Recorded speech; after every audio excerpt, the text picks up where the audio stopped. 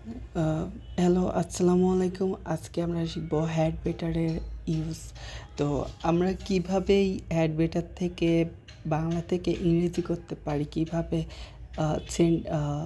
ইউনিভার্সিটির প্রশ্ন সলভ করতে পারি, কিভাবে আমরা এইচএসসির পেজ অড সলভ করতে পারি, কিভাবে right from of verbs use করতে পারি, সেগুলো সব আমরা শিখব। তো প্রথমে আমরা জেনে নিই হ্যাড বেটার অর্থ হচ্ছে কোনো কিছু ভালো করা অর্থে বা কোনো কিছু করা ভালো অর্থে ইউজ করব। তারপরে এটি স্ট্রং অ্যাডভাইস। স্ট্রং অ্যাডভাইস মানে কি, যে ধরেন এমন কিছু একটা যে আপনার এটা না করলে আপনার ক্ষতি হয়ে যাবে, তো আপনাকে একজন ডিরেকশন দিচ্ছে, তো এটাকে আমরা বলবো স্ট্রং অ্যাডভাইস। যেমন তোমার বই পড়া ভালো, তো বই পড়া না পড়লে তোমার ক্ষতি হবে, তো এই যে উপদেশ দেওয়া হচ্ছে, তো এটা হচ্ছে স্ট্রং অ্যাডভাইস। তারপরে এটা দ্বারা এই হ্যাড বেটার এটা দ্বারা আনরিয়াল পাস্ট বোঝায়, এটা মাথায় রাখবেন। তারপরে হ্যাড বেটার দ্বারা কে অতীত নয় বরং প্রেজেন্ট এবং ফিউচার বোঝায়। যেমন যে তোমার বই পড়া উচিত বা বই পড়া ভালো, তো আপনার বর্তমানে বলতেছে যে তোমার বই পড়া ভালো বা বই পড়া উচিত। এই যে বর্তমানে, যে এখন না করলে আপনার ক্ষতি হবে, যে এই মুহূর্তের জন্য বলছে। তো এটার জন্য এটা হচ্ছে বর্তমান এবং ফিউচার।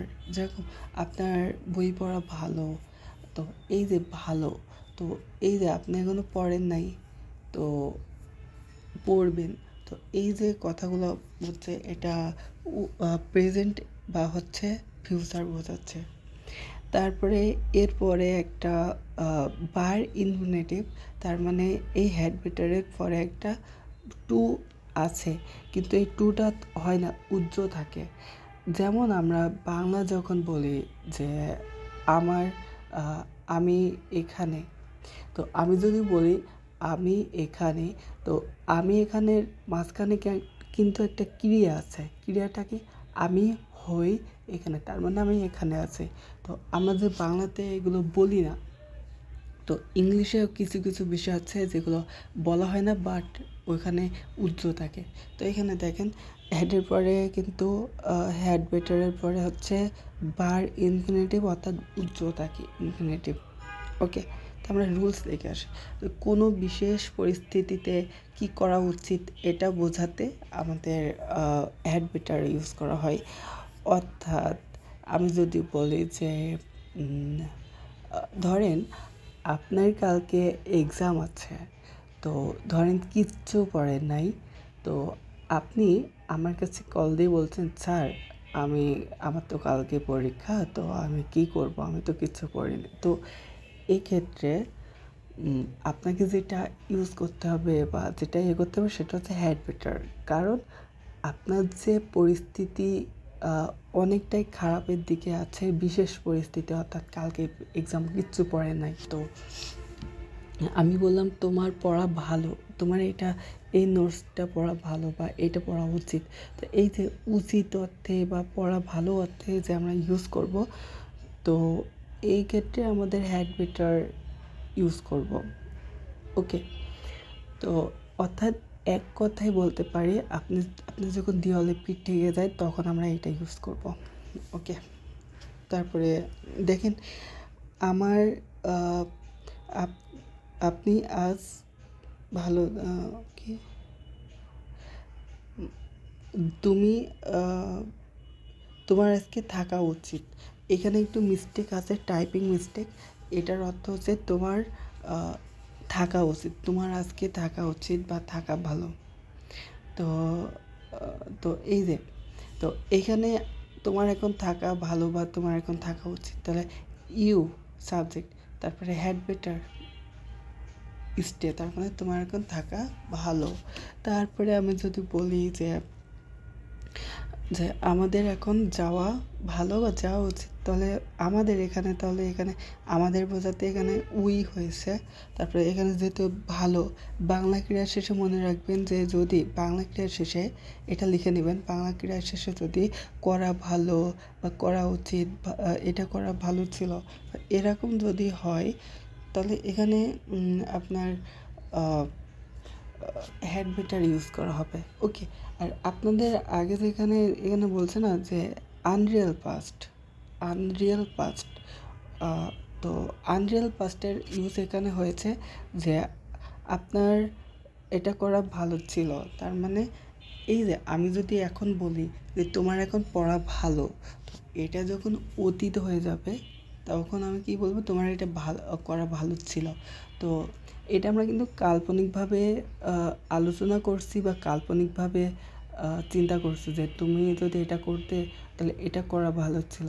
তো এই যে আমরা কাল্পনিকভাবে চিন্তা করছি যে এটা করলে তোমার জন্য তো আজকে এই দুদিন দেখতে হতো না, তাহলে যদি তোমার এটা করা ভালো ছিল, তো এইখানে আপনারা হ্যাড বেটার ইউজ করবেন। ওকে, তোমার এখন তাড়াতাড়ি ঘুমানো ভালো বা ঘুমানো উচিত। তো এই যে এখানে সাবজেক্ট হচ্ছে ইউ, তারপরে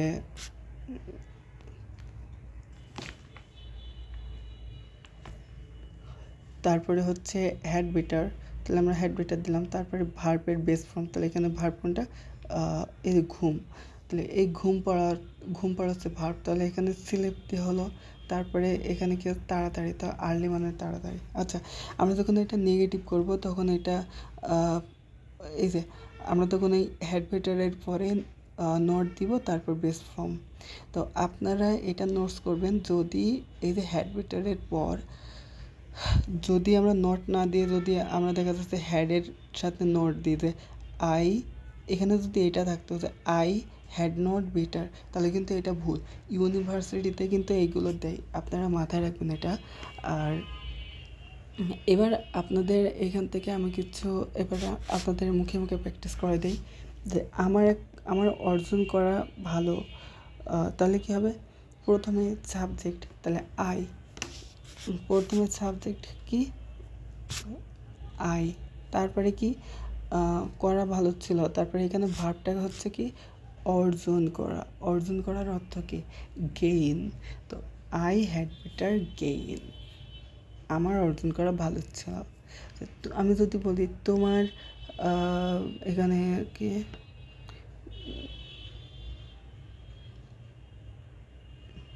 আমি যদি এখানে বলি যে ও তোমার কি অভিবাদন জানানো ভালো ছিল, তাহলে এখানে আপনারা এটা করেন, আপনারা এটা মুখে মুখে করেন। প্রথমে হচ্ছে সাবজেক্ট দিবেন আমার, তাহলে আই, তারপর হচ্ছে হ্যাড বেটার, তারপর হচ্ছে ভালো, তারপর হচ্ছে এই ভার্বটা দিয়ে দেবেন। ঠিক আছে, অবশ্যই মাথায় রাখবেন ভি অন হয় হ্যাড বেটারের পর। ওকে, তো আমি কিছু বাক্য বলছি, এটা আপনারা ইংরেজিতে করে আমাকে হোয়াটসঅ্যাপ নাম্বারে পাঠাবেন, এই হোয়াটসঅ্যাপ নাম্বারে আমাকে পাঠাবেন। ওকে, বলছে আমার যাওয়া ভালো ছিল, আমার খাওয়া ভালো ছিল, আমার ঘুমানো ভালো ছিল, আমার পড়ালেখা করা ভালো ছিল, আমার চলে যাওয়া ভালো ছিল, আমার ছবি আঁকানো ভালো ছিল, আমার তোমার সাথে মিট করা ভালো ছিল, এগুলো ইংলিশ করে আমাকে দেখাবেন। আবার এখান থেকে আপনাদের ইউনিভার্সিটি প্রশ্ন এভাবে দেয় ইউ হ্যাড বেটার, তো এখানে কি হবে আপনাদের, এখানে কি ছিল, এখানে হ্যাড বেটার পরে হচ্ছে বেস ফর্ম। তো বেস ফর্ম, তাহলে এখানে যেহেতু বেস ফর্ম কি, বেস ফর্মের সাথে এস বা ইয়েস যোগ হয় না, যেটা থাকে সেটাই দিতে হয়। তো এখানে বেস ফর্ম কোনটা, বেস ফর্ম হচ্ছে কাম, তো এখানে দেখেন এস যুক্ত আছে, তার মানে এটা ভুল, এটা হবে না। তারপরে এটাও হবে না, কামিং হবে না, তারপরে কেম আছে, কেমও হবে না, তাহলে কাম আছে, কাম, এখানে কাম হবে। ওকে, এবার আসি পার্ট 1, পার্ট 2, পার্ট 3। আপনারা 10টা বাক্য তৈরি করে আমাকে এই হোয়াটসঅ্যাপ নাম্বারে পাঠাবেন। ওকে, তারপরে হচ্ছে এই যে পার্ট 1, অর্থাৎ এই যে এখানে ভুল ভ্রান্তি থাকবে, ভুল ভ্রান্তি আপনারা সংশোধন, যদি ভুল থাকে তাহলে সঠিক করে আমাকে দিবেন, আর যদি ভুল না থাকে তাহলে আমাকে বলবেন যে এটা সঠিক। তাহলে এই কয়টা আপনারা করবেন, এই কয়টা আপনারা বাংলা থেকে ইংরেজি করবেন, এটা হচ্ছে ভুল ভ্রান্তি সঠিক করতে হবে। আচ্ছা, এটা দেখেন, এক্সামটা দেন, তারপরে আমি অ্যান্সার মিলাই দেবো। ওকে, আমি এবার অ্যান্সার মিলাই দিচ্ছি যে আমরা জানি প্রথমেই হয় হ্যাড বেটারের রুলসে প্রথমে সাবজেক্ট, এখানে দেখেন সাবজেক্ট আছে, তারপরে হ্যাড বেটার, তো হ্যাড বেটার হলো, তারপরে ভার্বের বেস ফর্ম। তো এখানে দেখেন বেস ফর্ম নেই, এখানে V3 আছে, ডু ডিড ডান, এ ডান আছে, তাহলে এটা ভুল আছে। তাহলে এখানে কী হবে, I had better do the work. আচ্ছা, দ্বিতীয়টা হচ্ছে প্রথমে সাবজেক্ট হয় হলো, তারপরে হ্যাড বেটার, তারপর আমি কি বলেছিলাম, হ্যাড বেটারের পরে নট, হ্যাড বেটারের পরে নট হয়। এখানে দেখেন হ্যাড বেটারের পরে নট, হ্যাড বেটারের পর নট, তারপরে আছে ভার্বের V1 অর্থাৎ বেস ফর্ম। তো এখানে দেখেন হ্যাড বেটারের পরে নাই, এখানে নাই, আছে এখানে, তাহলে এটা ভুল। তাহলে এখানে কি হবে, he had better not go to college. তো এবার এই বাক্যে দেখেন প্রথমে ইউ হ্যাড বেটার, এখানে কি হবে, সব ঠিক আছে। দেখেন এখানে V1 আছে, এটাও হ্যাড বেটার, সব ঠিক আছে, কিন্তু এখানে একটা জিনিস না, এখানে জিজ্ঞাসা হবে। ওকে, তো আজকের ক্লাস এই পর্যন্ত। ইনশাল্লাহ আপনারা অনেক কিছু শিখে গেছেন, আর আপনারা এই সেন্টেন্স বুক করে আমাকে পাঠাবেন।